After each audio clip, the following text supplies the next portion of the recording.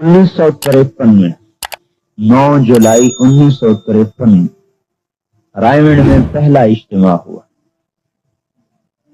जिसमें मौलाना यूसुफ साहब रहमतुल्लाह अलैह तशरीफ लाए।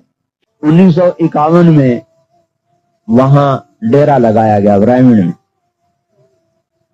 और 1953 में 9 जुलाई पहला इज्तिमा रखा गया। तो थोड़े से लोग एक छप्पर बनाया था मस्जिद का, एक छप्पर बना दिया मजमे का। इज्तिमा खत्म हुआ तो मौलाना यूसुफ साहब रहमतुल्लाह अलैह ने सारे कुरानों को जमा किया, फिर उनमें बयान फरमाया कि ये मरकज है और मरकज आबाद होता है कुर्बानियों से। वो दीन का मरकज जो पैसे से चले वो आगे चलकर गुमराही का जरिया बनता है, और वो दीन का मरकज जो जान माल की कुर्बानी से बने वो आगे चलकर हिदायत का जरिया बनता है। और इस मरकज को आबाद करना है, कौन है जो मेरे हाथ पर मौत की बैत करता है। नहीं ये 4 महीने का काम है न चिल्ले का। वो 4 महीने चिल्ले का क्या मतलब है, कारोबार मेरा काम कोई और है, उसमें से थोड़ा सा खैरात आपको भी दे देता हूं। तो अभी तो हम तबलीग को एक साइल की तरह टाइम दे दिए। साइल का तब 1 रुपए का सवाल है, 1 रुपए का सवाल है। तो वे कहते भाई चिल्ले का सवाल है, तो हम भी कभी कभी चिल्ला उसको फेंक देते हैं, चल भाई चिल्ला तबलीग को साइल को देती। तो मौलवी साहब रहमतुल्लाह अलैह ने फरमाया कि ना 4 महीने न चिल्ला, ये पूरी उम्मत की जिंदगी का काम है और उम्मत को इस पे लाना है। तो कुछ लोग ऐसे चाहिए जो मेरे हाथ पर बैत करें, और प्यास आएगी हमारा कोई जिम्मा नहीं पानी मुहैया करने, और बीमारी आएगी हमारा कोई जिम्मा नहीं दवाई देने का, और यहां से हिलेंगे नहीं। बोलो कौन तैयार।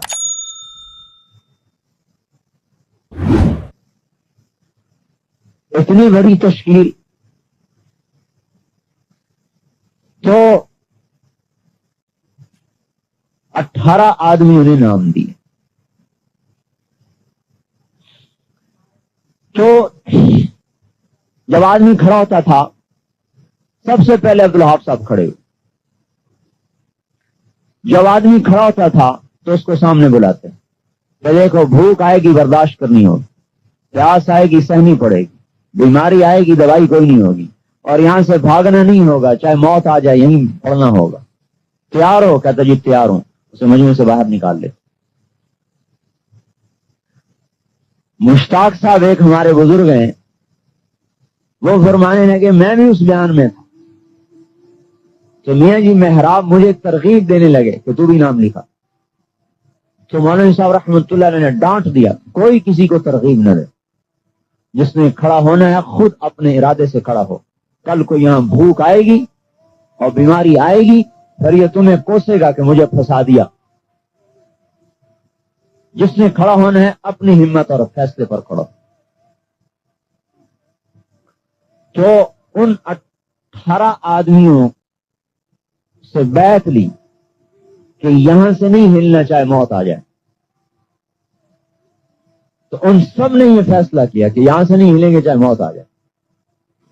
और मुझे हाफिज सुलेमान साहब ने सुनाया कि 3-3 दिन की भूख आम चीज थी, और बाज़ औक़ात ऐसा होता था कि सख्त भूख लगी और अल्लाह ने रोटी भेज दी और हम खुश हो गए, अल्लाह तेरा शुक्र है खाना आ गया। ऊपर से कोई मेहमान आ गए, तो मियां जी अब्दुल्ला रहमतुल्लाह अलैह मौलाना लियाज़ साहब के खादिम थे, हमारे सामने से रोटी उठा लेते और उस मेहमानों को खिला देते, और हम फिर भूखे के भूखे रह जाते। मक्की की, जौ की, आटे की रोटी तो कभी कभार आती थी, सालन देखने को नहीं मिलता था। मिर्चों के साथ नमक और मिर्च पानी में घोल के रोटी खा लेते, और दूर दूर तक कोई ना आने वाला, ना कोई जाने वाला, ना कोई पूछने वाला।